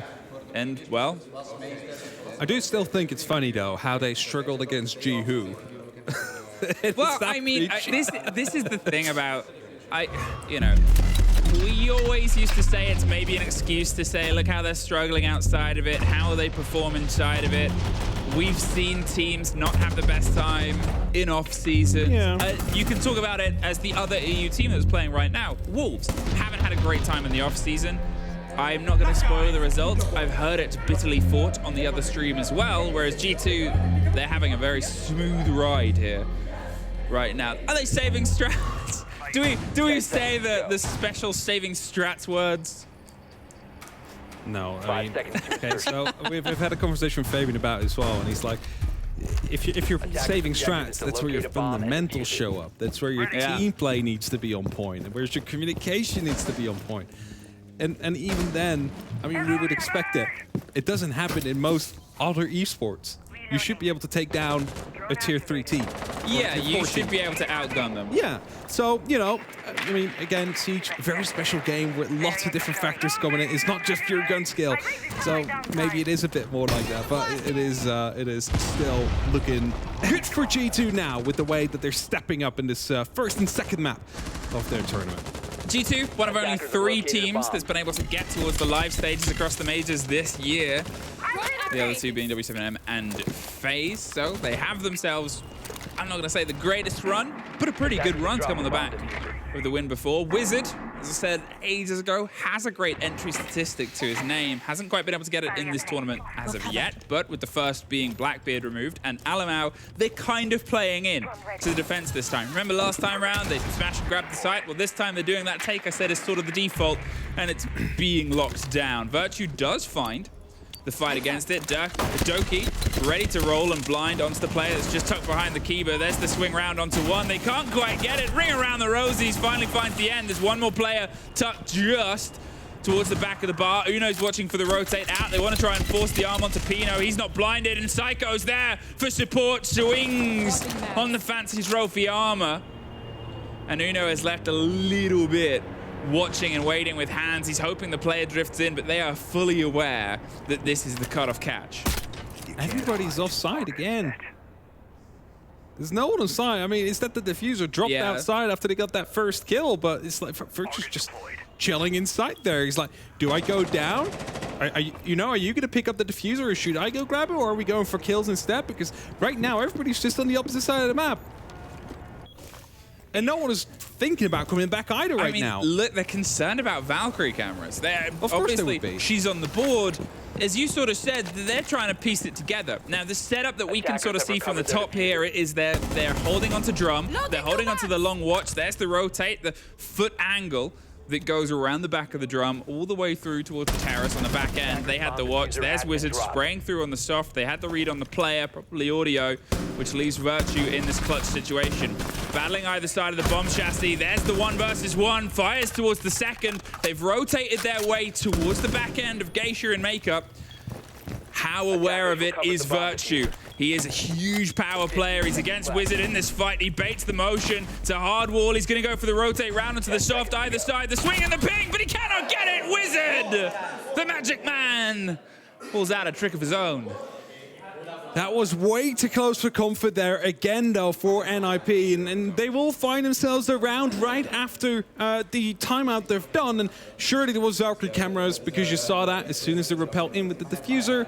They wait for the right moment and they start banging through that wall. Manage to find that kill again, drop that diffuser. And because of that, they find themselves 3-1 right now. But you mentioned it before, 2 rounds on the attack is already considered sufficient enough. G2 already have 3, and it doesn't look like they're willing to slow down yet for NIP. All right, NIP, we're breaking through. As I said, you know, and as you guys have seen throughout the year, they can be a very strong team that's just a little bit slow to piece things together. They need to get a fire, and we're starting to get that. This is the hints of a team that has been a little bit, you know, beleaguered, a little bit knocked around. They are, I think, the 4th ranked team from their region. But if you read the wonderful newsletter, the wonderful magazine that Fresh put together, Up the Siege, if you haven't, please do go check it out. I think all of us have retweeted it and sung its praises, but it is so deserved. If you're new to Siege, if you're experienced in Siege, you read through it. He's gone through all the teams, interviewed them, and got such fantastic insight to get you all ready to go for this. Huge, huge shout out for Up the Siege by Fresh. Yeah. You will get the taste of a lot of the top teams. They think, you know, LATAM's going to win it. They think Brazil's going to win it. Yeah. And then the second, probably Brazil. Oh, and third place, probably Brazil is third favorite as well. The region is in a good spot right now. And this is the predictions from all around the world, from all of the teams and all of the players. It is always different though when you finally do end up on the event. I mean, it's been a while since we've seen like any official tier 1 play. Meta has shifted as well in the meantime. Not that we're getting to see much of it with the Tumorao ban, but it always does change things up a little bit. And it really relies on which team can adapt the best to it. As the Grimbees, as we wanted to dub them earlier, being tossed out to stop any player from the run out to use that. Now, G2, they're slowing their pace a little bit. I mean, let's be real. They've already secured enough attacks onto this half that they should have. But this map can be slow. This map can be measured and weighted. They don't want to sort of throw themselves in because although it's been successful, how many times is that golden lesson? Look at this, just holding himself either side of the Bs, but Benja at this range, at this pace, will get the audio, but the pressure could come from the back of Terrace onto the swing. It's Cons. It gets rid of Virtue, gets rid of the watch before Wizards behind the Kiba. There's Pino getting one more, and look at this crossfire. Absolutely gorgeous from NIP. All of them had a different 1 versus 1 that they were synced up and ready for in an intricate network. As soon as the first was pulled, suddenly all of them were in a position to swing onto the second and the third. Beautiful read on that defense. Yeah, for sure, but it was not just like 1v1s in separate positions, but also being ready to support one another. Oh, it was you saw it there on the run out. You see one in Terrace, you see one right next to the bar, one gets shot, the other one swings, and that way you can actually find yourself in the advantage in most of those situations. So it looks like we might actually head towards a flawless round here from the side of NIP. As there comes the repel. Uno, not able to get the kill quite yet in the first attempt. He's going down to about 1 HP. And that runouts might soon follow as well by the side of NIP. I mean, there it is, a flawless from NIP. They just shut it down. This is something that we've sort of been missing from them, is this team play, this interconnected idea of, oh yeah, we know what we're doing, we had the watch. And as I said, it was maze-like. They had the angles and the setup, they had the support, they had themselves ready to be in a position to go against each other, and suddenly things get shut down. G2's approach pulled apart, and they can't quite know what they're doing. All right, so the crossfire is working out very well together. Can they keep that up for yet another round? Round 3 that they would like to take on the board as well. Barbecue, again, is where we're headed. Back to Barbecue, the hungriest sight in Siege. I was just going to say, we once dubbed the hungriest side in Siege. I mean, it's how you remember it. 3-2, and G2. There's a fun stat in the top left. The first team to make it back to SI is reigning champions since SSG were able to do it in 2021. So we've had 2 years of teams winning it and then not being there. Yeah. Hey, those 2 teams, one of them GSM, one of them NIP? NIP. They had won it and they weren't quite able to get it back. Now, look at Virtue. That's an Amaru. Where's the Gamma who's going to go? There.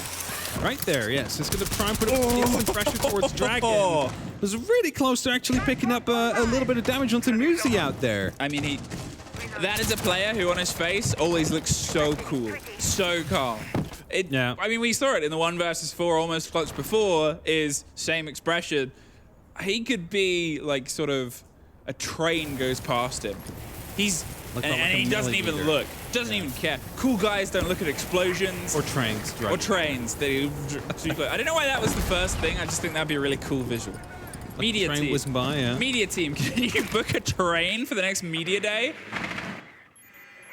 That would probably be a little bit outside the budget. How much do you think it costs to rent a train? I don't know how much it costs to rent a train. Do you want one of those modern trains or like the old steam engines? I think that the faster and more dangerous the train, the cooler the photo. So you want like the magnet train that's going around in Japan, I believe. Let's get a bullet train. Like 500 kilometers an hour. Yeah, I think Muzi, if that went right by him, would still stand. Lay underneath the track. Talking of cool and connected, Venger, not caught, is actually the C word that gets him there. There's the swing over the top. Virtue does find Psycho in a different engagement as Wizard is slowly forced further and further out of Geisha. He has a bit of a rotate, and Muzi has the support, and Pino as well. Valimau getting a pistol kill. He takes control of Sushi Bar, but he's caught in the middle. And there's a lot of different angles and places he can be swung on here as he finds out. Wins the first fight, though. The close engagement goes into his favor. Has a lot of time, but he's still in a very dangerous position. He needs support. He needs a way to get closer towards Uno, which he's found with a little bit of a do-or-die hop. Yeah, I mean, there is that verticality that you still have to worry about, right? And that is what Wizard was looking to play. Now finds himself closer towards the actual staircase as Alamau is looking to find himself a way towards the actual bomb site. Still hopping around, though. Not quite sure where it's actually going to be safe to move as Uno gets taken down, rather, by Muzi from above. And again, that verticality is that true danger out here. And Alamau, well, as soon as he starts planting, he's just going to get shot. So he needs to try and find one of them so he can isolate the angles. I mean, here it is. The 1 versus 2. They have the full vertical control. They're more than close enough to swing onto this engagement as well. There is nowhere that is safe. And he is well aware of it. There's the play on the plant. There's the hope and the hold. Cannot win the engagement. And what a timeout and a team talk that has turned out to be from NIP. The first 3 rounds were tragic. Let's be real. The next 3 were pretty meteoric. I would say the first time today we've seen NIP play like NIP. Yeah, they've definitely picked it up after that tactical timeout there, and brought it back.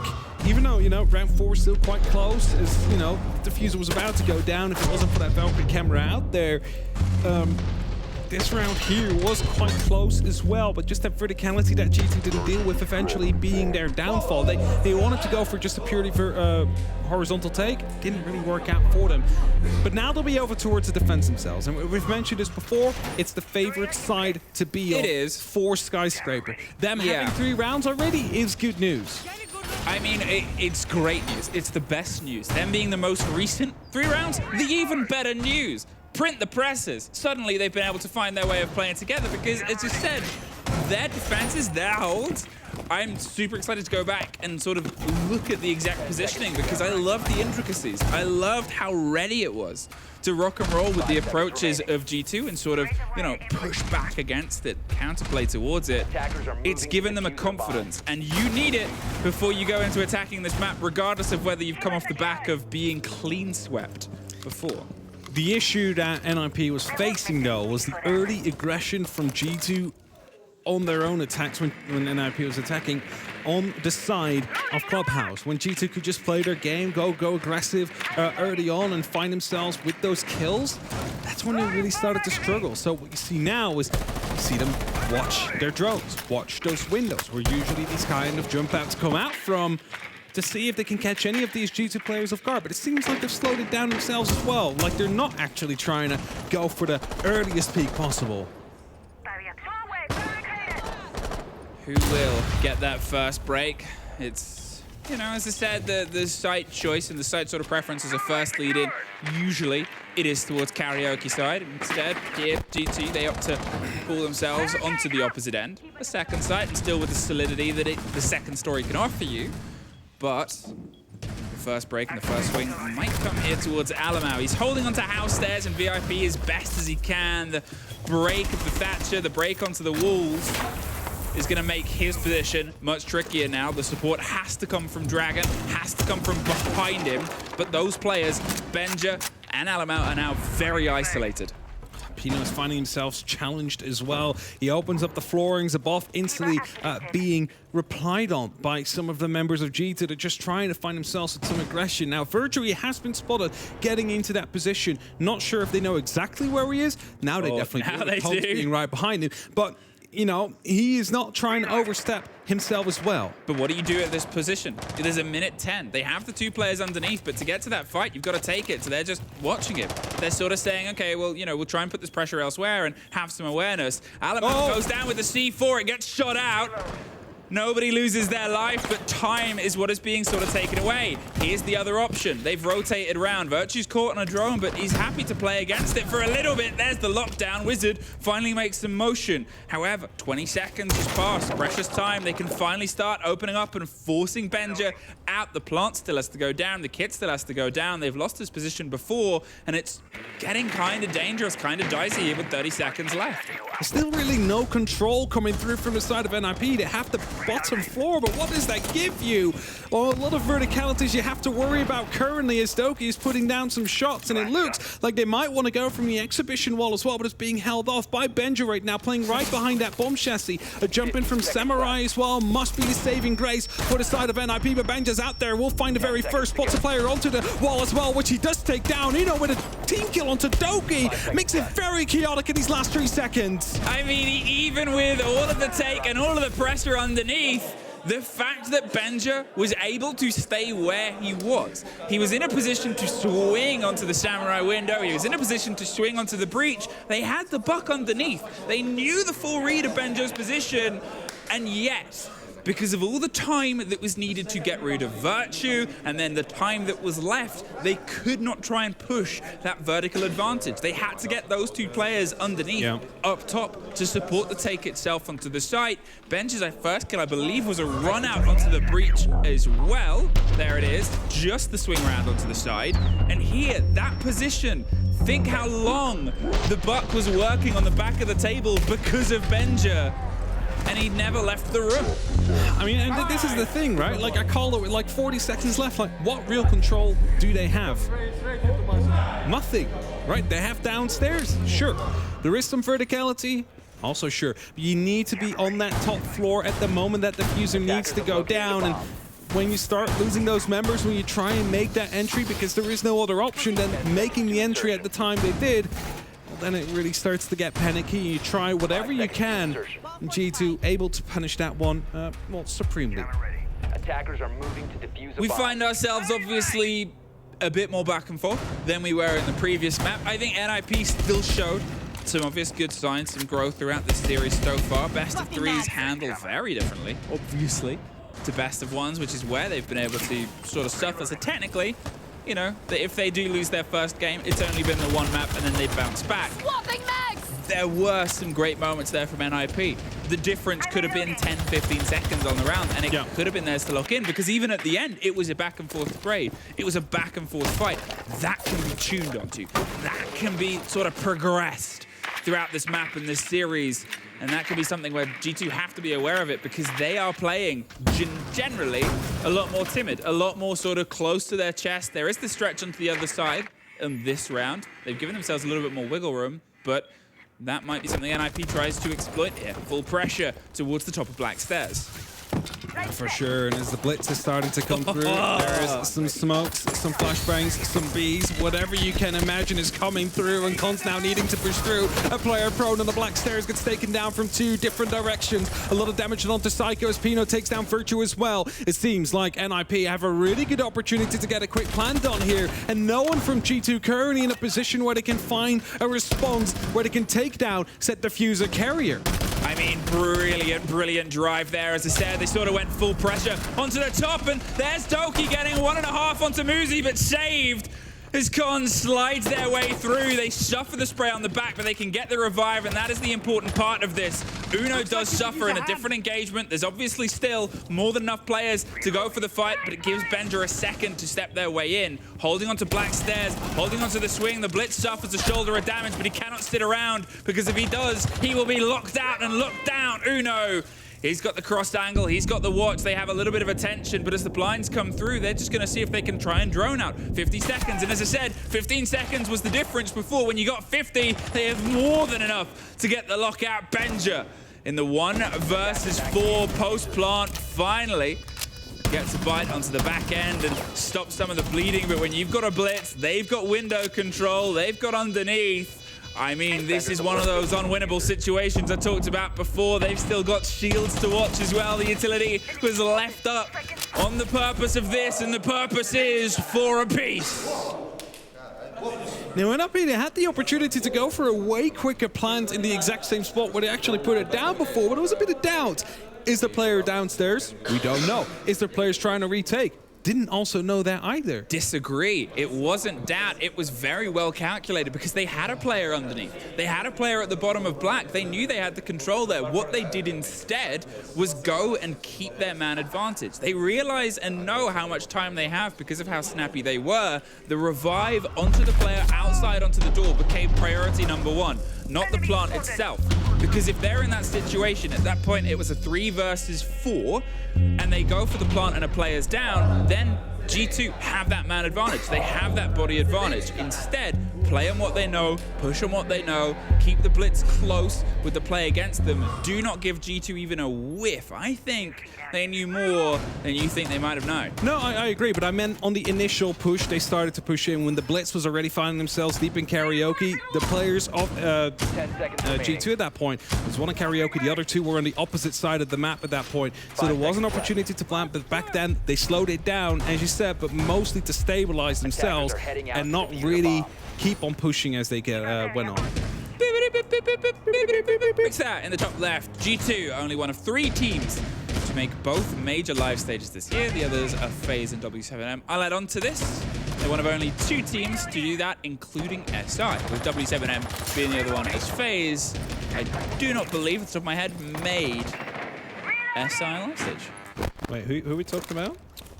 FaZe? Yeah, they've been live stage at both Atlanta and Copenhagen alongside W7M and alongside G2, but at 6 Invite 2023 if we want to get the full stretch, because not a huge amount of teams were at the live stages.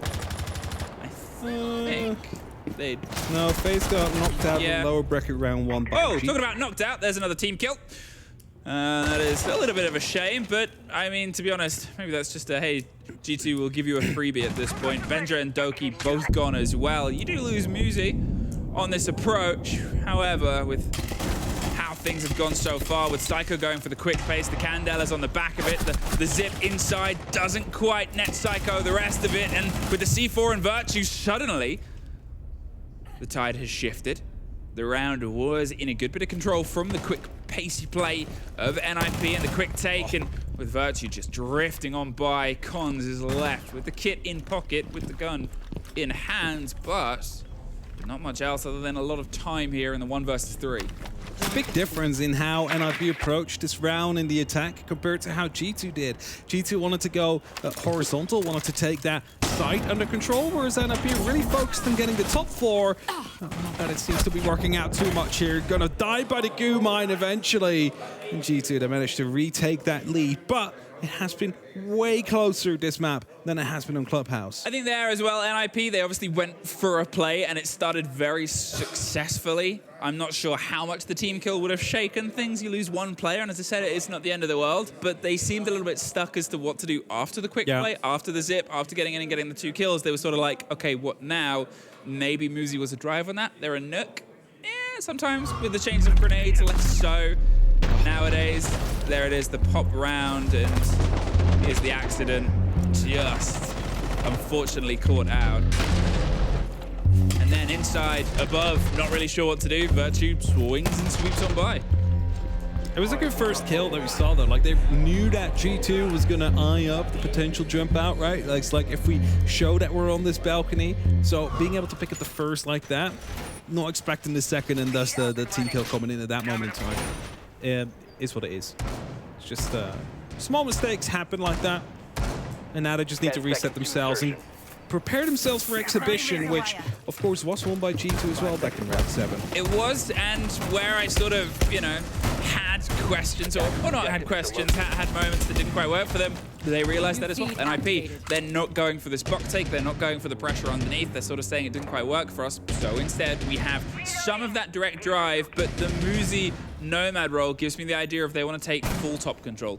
They want to just get those doors cemented, whether you do it on sort of black stairs or main stairs, or you pull it 1 level closer. You can cement 2 doors and they rotate on towards Geisha or make up it. If they take that option on drum, it gives you a sort of carte blanche there of protection, you know, almost shot on on the approach. I was just going to ask, how hard is G2 going to be defending this? And if they bring the fight outside like that, instantly, Pretty hard. It already tells you that they are willing to go in quite hard to make sure not too much ground is lost. Now, they are aware of the fact that there is a Valkyrie camera up on the beams out there. So as soon as they do move in, they will be potentially spotted, or at least they know it's been cleared out as soon as the Valkyrie camera does get destroyed. And that will alert players like Doki, like Alamau, who were playing on this side of the map, that there is indeed trouble coming. Well, there's trouble, and his name is Doki, and he's able to take care of Psycho. They've lost the IQ, sort of reminiscent of how Doki dropped the IQ of Psycho ages ago. Now they've lost the line as well, and there goes the Ying, and everything is sort of falling apart. As I said, this is exactly the take that they wanted to do. Unfortunately for them, this is exactly the take G2 has set up to rebuff. Swung straight in to a lot of players, ready for the engagements here. And, well, with Muzi and Wizard able to get one apiece, they're trying to put the chase onto the fight itself. The flash is just to force the player back towards Drum. This is the other second story. Alamau can pull it back towards these other choke points and keep the man advantage, which they do. I think Doki went a bit too aggressive there, maybe around those boxes, right? You missed the first opportunity for the gunfight, leans back in, gets taken out afterwards, you lose Virtue. Suddenly that 5v2 you were in turns into a 3v2. And, you know, there was no pressure even on the side at that point, so you could have just fallen back. If this turns around, that's the moment where it goes wrong. We don't know if that's the case, but that's the moment you would be looking at that point. Attackers have recovered their As diffuser. Benja is setting himself up on the next choke point, it is Dragon that is slowly but steadily being taken under control by Muzi. He's cutting off the angles with those air jabs to make sure no one's going to be leading back into that room from the defense. The huge part of this is you have the two players on NIP that are between them 23 kills. They have been huge on this map so far, and Muzi is seeing if he can add a couple more. There's the first. A great take, but he doesn't know about the player on VIP stairs, and he gets caught out.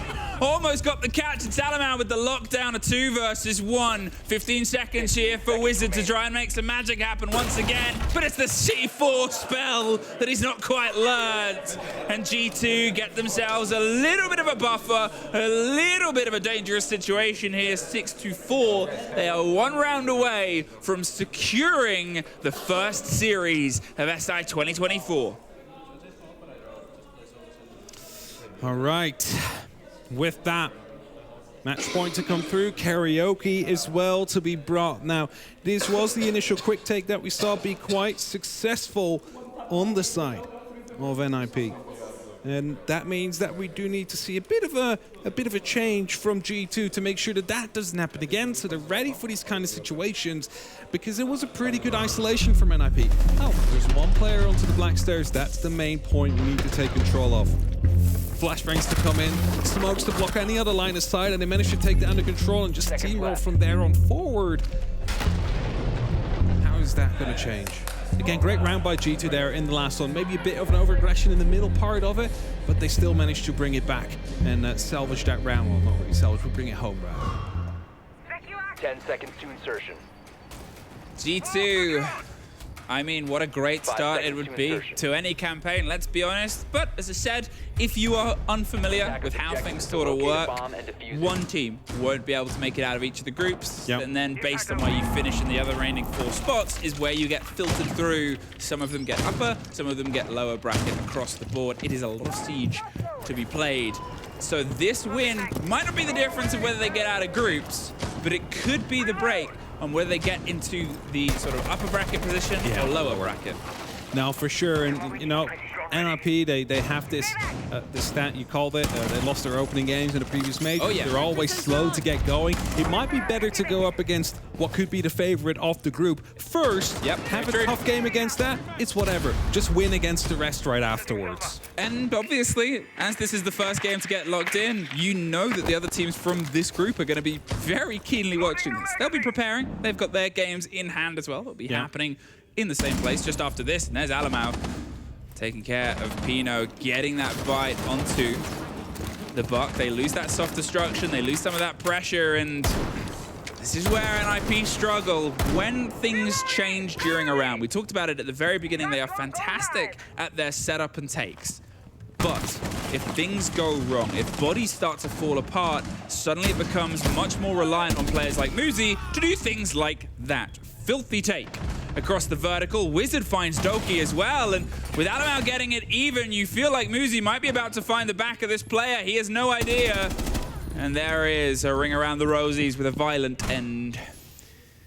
NIP to bring it back into their own favor, even though the opening kill was against them. Still some verticality, and Muzi gets taken down as well, so we're back in a 2-on-2. You might wonder, where are those last two players? All the way on the other side of the map. A minute 10 left on the clock. The fight was taking place all around the objective, but Wizard and Cons, they find themselves around the house area, moving their drones into position to find the information to go for an execute. Last time we had these two players as the last two alive versus, I think it might have been exactly the same two players. No, it was Alamau and Uno in Clubhouse.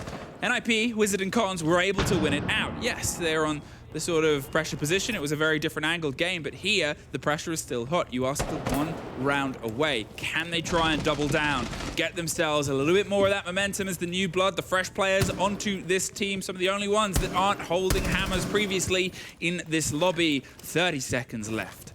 And they're slowly just picking their way apart here from the back of drum. Gold is going to get opened up. They just want to sort of tuck in, but the C4 tucks them right back out.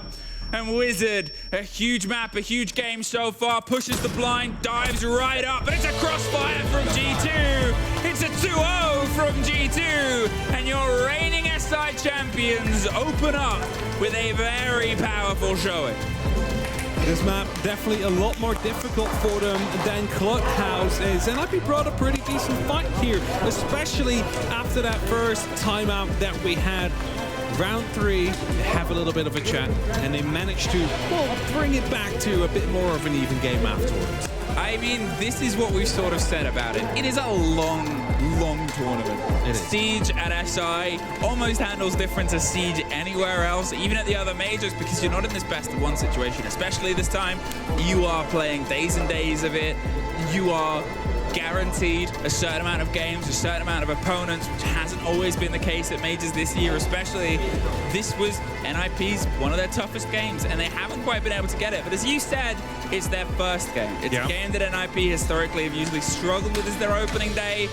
When they're looking at who else they've got to go up against, I think they're probably bank G2 for the tough warm-up.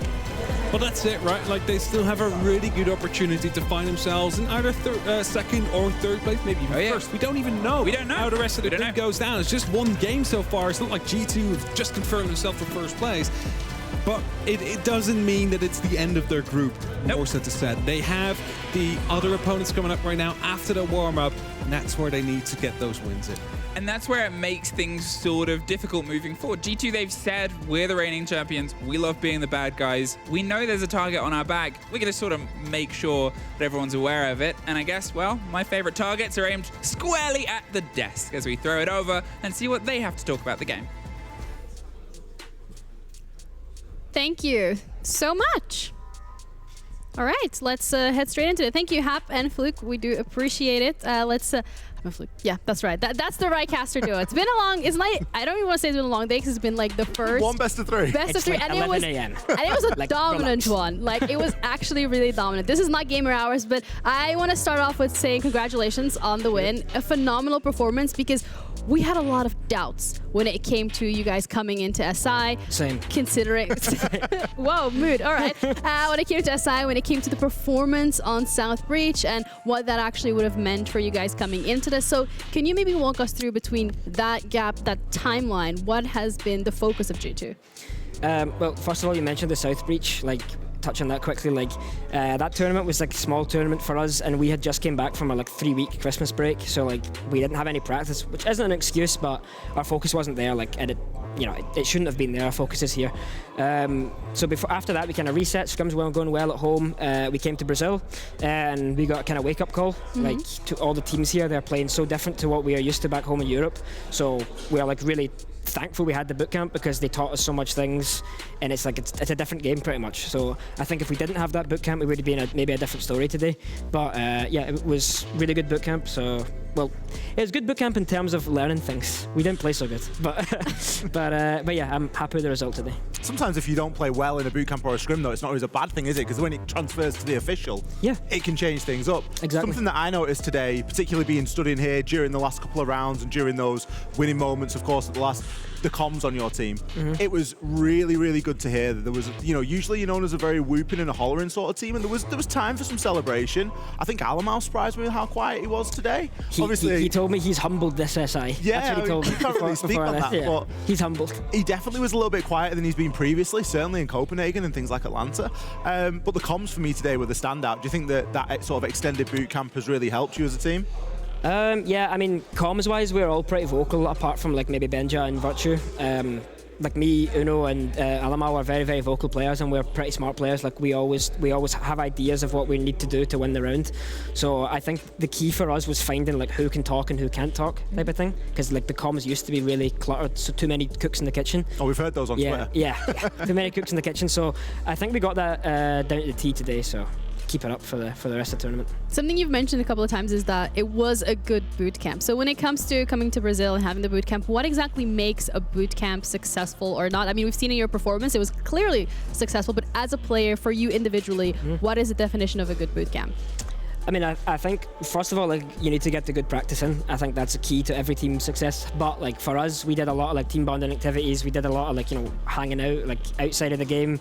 We went partying, we went all these type of things. So that was pretty fun. And, I mean, it gave us a good mood, like, we weren't stressed. Like, all right. So I think that's a big thing, taking the stress out of the game. You went to Carnival as well? We didn't go to Carnival because it just started. Okay. So we were tryharding. Thanks. We were tryharding when Carnival started, but before that, yeah, we were crazy. So. All right, well, thank you so much for that interview. Phenomenal performance for the side of G2. And just for you guys at home, if you want to have a little bit of a recap, let's have a look at how it exactly played out, because it was a 2-0 sweep. And this one particularly 7-4 for the side of G2. Every single one of the players stepping up to the plate. We had Benja, particularly Ollie, during that first game that we've seen today, going 10-3. But then you look at Alamau and he goes 11-8, and it's like every single time it's a different player stepping up. You close your eyes, you spin a spinner, or you point at somebody on the GT roster, and any single one of them can show up. And that's what we got a taste of today. We only saw him play 2 maps. We didn't really see him play too many rounds. We got a 7-2 and a 7-4. So in the grand scheme of a best of 3, that isn't really as far as it could have ended up going. We could have been sat here talking about a map 3, or still in some sort of overtime here in map number 2. So it was a very quick victory for G2 here. Obviously, to give a little bit of light onto NIP, I think that they did correct some of the problems that they maybe faced over in Clubhouse. They had some fantastic attacking rounds. They did some really good jobs at converting those man count advantages. But overall, the story of the day here is that G2, they're here to play. I think for NIP, there was a spark of momentum, right? There was a few attacking rounds that they really seemed to have their things down, or defending rounds, and then that little rush take they did on the top of the Black Stars as well, which really seemed like, okay, NIP, they've had that slow start maybe of this series, but they're potentially looking at a comeback here. But those G2 players, as you mentioned, individually, you can just spin a circle and see whoever lands on, they'll be stepping up. And that's what they did today as well. I feel like so many rounds we saw G2 players just get picks or get frags individually, and there was no one there on the side of NIP to be able to refrag them. And they're able to punish these players, these lone wolf players on the side of NIP, and then force that ground and control to themselves. Yeah. Something really interesting that I also want to talk about is the fact that literally just now at the interview that we had with Doki, I was like, we had a lot of question marks of you guys coming into it, and he goes, same. So it feels like G2, although the fact that they showed up with so much confidence, potentially it wasn't even there coming into today. I think that's the mark of a very mature team. Yep. I was speaking to Fox in the green room, and we were saying, we were talking about, teams and saying that they're going to win every game, and I was like, but do you not always think you're going to win every game? Like, you've not got that dog in you, you've not got that confidence. The dog in you. And he was like, well, no, I'm pretty realistic. Like, I have to be realistic going into this. And I think the G2 have come into this very realistic. Yeah. They weren't thinking that they're the best in the world. They were just thinking they were going to go there and play their game of Siege. And it wasn't necessarily about overhyping themselves beforehand and giving themselves that pressure. And it's obviously worked out for them here. I think if you get that confidence, whereas you're like, oh, we're going to win every single game. Doesn't matter who play against, we're going to win it. I mean, yeah, sometimes you're going to say it to like fake that kind of confidence, fake it until you make it. But at that point, I'm not trying to say someone might get delusional, but it will hurt you. And like, you can say you it, know it's okay. Yeah, but like at that point, you're thinking, oh, well, we're going to win this. It's fine. I can play this on like first, second gear. And if you're not doing that, you're potentially risking away games that you really shouldn't be losing. Yeah, and this one as well, we hyped it up in terms of G2 defending that SI title after a little bit of an oopsie in the South Breach, which was not even a tier 1 tournament. We heard it from Doki himself. There was that Christmas break. They weren't prepped. It's not an excuse. They learned from that mistake. They got a wake-up call when they came to Brazil. But then we were looking at NIP, and that's a team that we highlighted in terms of they have also have that SI title under their belt. But let's have a look at the intel plays in terms of how this exactly played out, because I really want to focus on NIP this time around, because I feel like, as you already mentioned it, and we saw glimpses, but every single time that Benja was there, stopping the tracks. Glimpses indeed of that momentum that we wanted to see from them, because they were a pretty momentum-based team, as you could say. When they pick up rounds, they just really pick up very fast after as well. I just think some individual players really weren't showing up as we wanted it today. I mean, one player that I would like to point out, Wizard, on the very first map, I think he had like 19 and 7 on entries during the Atlanta Major, and he was on a donut for the longest of that game. So these players not really showing up, maybe indicating a slow start. That is very unfortunate, but you're looking to hopefully get that from their future matches. Yeah, and unfortunately for them, I mean, they still, unfortunately, this is the first loss that they get, and it's kind of what we're used to from NIP when we're looking at Copenhagen, when we're looking at Atlanta. It's like that first matchup on that international stage is always going to be a little slower, but they still have to play GK. They still are going to have to go up against Dark Zero. They're still Fearx. So there are teams within the pool that could potentially cause a bit of an upset. And remember, if you're bottom of the group, you're outie. It doesn't look great. Obviously, you never want to start off on a loss, but it's very early days. There's a lot of siege left to be played here for NIP, and we want to stress the fact that they're a tournament team. I believe they are a team that get better as the tournament progresses. This is day one, game one. Let's not beat up on them too difficult. Aww. Let's see how they bounce back. That's what I'm more interested in now. Yeah. You know, they've come here, they've played in the booth, they've got a rub of the green. Now let's see how they respond to not coming away with the result that they wanted. Yeah, they're in the swing of things, and so are we, because we are going to be heading into the second game of today, and that's going to be Dark Zero up against GK. But first, a little bit of a break, because we also need to get some lunch, so make sure that you also get a lunch, stay hydrated, and we'll be back in just a bit.